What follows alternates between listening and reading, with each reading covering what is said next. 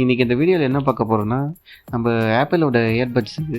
இந்த இயர்பட்ஸில் வந்து 2 side இன்பில்ட்டாக battery இருக்கும். 2 இயர்பட்ஸ்லையும். இதில் வந்து ஒரு சைடு இயர்பட்ஸில் வந்து பேட்டரி வந்து சரியா ஒர்க் ஆகல. அந்த பேட்டரி வந்து பல்ஜ் ஆயிடுச்சு. இதில் என்ன பண்ண போகிறோம்னா, அந்த நம்ம கழட்டி செக் பண்ணதில் வந்து பார்த்தோம்னா, அந்த பேட்டரி தான் வந்து போயிட்டுருக்கு. இதில் வந்து பேட்டரி நம்ம எப்படி ரீப்ளேஸ்மெண்ட் பண்ணுறது, எப்படி இந்த பழைய பேட்டரி எடுத்துட்டு புது பேட்டரி வந்து நம்ம அசெம்பிள் பண்ணுறது அப்படின்னு நம்ம பார்ப்போம்.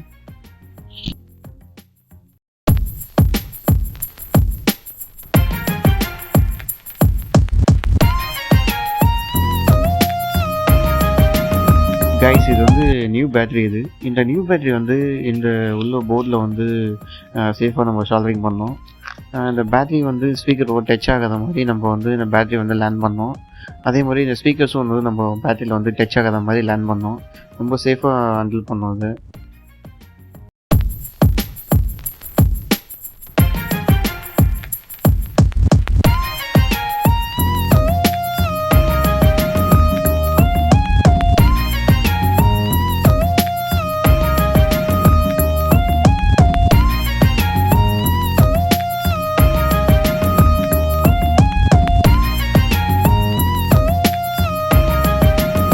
இந்த பேட்டரி வந்து நம்ம கரெக்டாக லேண்ட் பண்ணி முடிச்சிட்டோம்.